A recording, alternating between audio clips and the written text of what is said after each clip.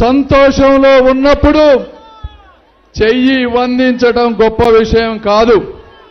అయితే మనిషి కష్టంలో ఉన్నప్పుడు చెయ్యి అందించటం, భుజం తట్టటం, అండగా ఉండటం అనేది మాత్రమే ఒక ఆత్మ బంధువు లాంటి వ్యక్తి మాత్రమే చేయగలరు.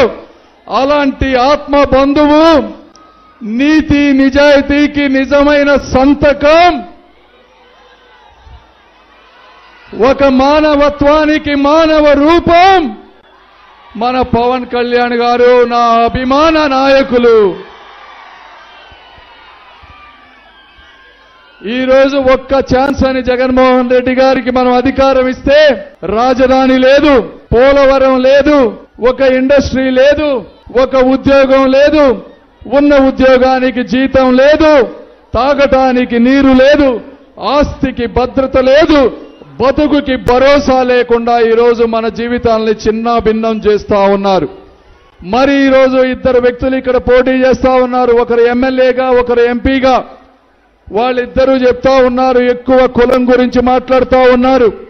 నేను ఒకటే చెప్తా ఉన్నా, గుణం లేని పాలకులు మాత్రమే కులం గొడుగు పడతారు అని చెప్తా ఉన్నా.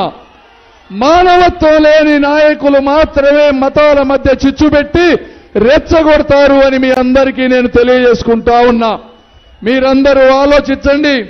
మీకు అభివృద్ధి కావాలో, అరాచకం కావాలో, వికాసం కావాలో, విధ్వంసం కావాలో, మానవత్వం కావాలో, రాక్షసత్వం కావాలో ఆలోచించుకొని మా ఇద్దరికి ఓటు వేసి గెలిపించాలని, అదేవిధంగా ఆయన ఎంతో బిజీగా ఉన్నా, ఎన్నో మీటింగులు ఉన్నా కూడా అడిగిన వెంటనే ఈ మండు టెండలో మా కోసం వచ్చిన పవన్ కళ్యాణ్ గారికి మనస్సు శిరస్సు వంచి సార్ కృతజ్ఞతలు తెలుపుకుంటా ఉన్నాను. Thank you.